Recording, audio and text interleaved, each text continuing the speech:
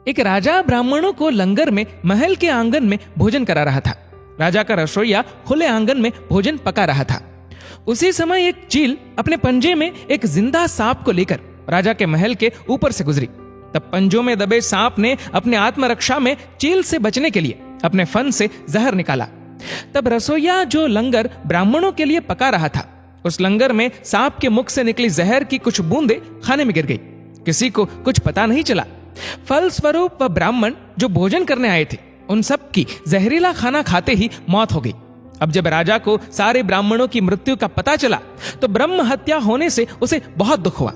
ऐसे में अब ऊपर बैठे यमराज के लिए भी यह फैसला लेना मुश्किल हो गया कि इस पाप कर्म का फल किसके खाते में जाएगा।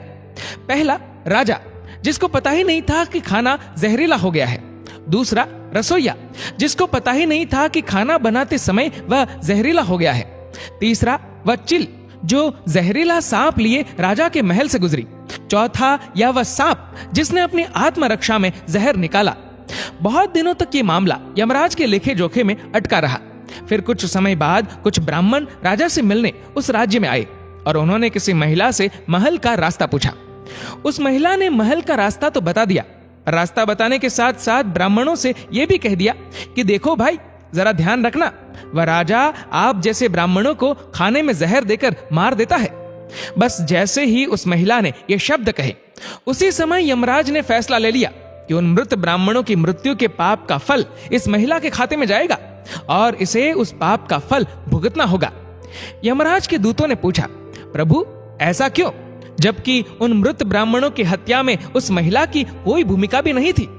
तब यमराज ने कहा कि भाई देखो, जब कोई व्यक्ति पाप करता है तब उसे बड़ा आनंद मिलता है, पर उन मृत ब्राह्मणों की हत्या से ना तो राजा को आनंद मिला, ना ही उस रसोइये को आनंद मिला, ना ही उस सांप को आनंद मिला और ना ही उस चील को आनंद मिला।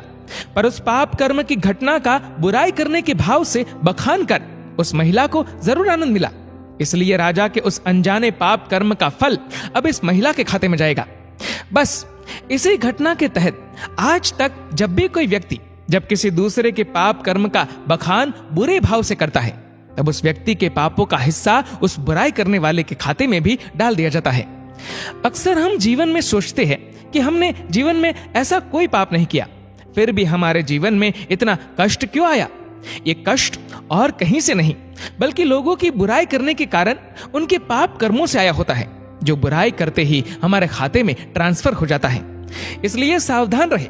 जिस प्रकार सड़क पर चलते समय हम इस बात का ध्यान रखते हैं कि कोई हमसे ही नहीं, हम भी किसी से टकरा न जाए, ऐसे ही किसी के भी प्रति नकारात्मक भाव रूपी इस प्रज्ञापराध से हमें स्वयं को निरंतर बचाते हुए ही अपना जीवन व्यतीत करने की आदत डाल लेनी चाहिए। क्योंकि हमारे शब्द, हमारे कार्य, हमारी भावनाएं, ये विचार ही हमारे कर्म है। इसलिए इन कर्मों से डरे। ईश्वर तो माफ कर सकते हैं, पर कर्म नहीं। जैसे बछड़ा 100 गायों में भी अपनी मां को ढूंढ लेता है, वैसे ही कर्म भी अपने कर्ता को ढूंढ ही लेते हैं।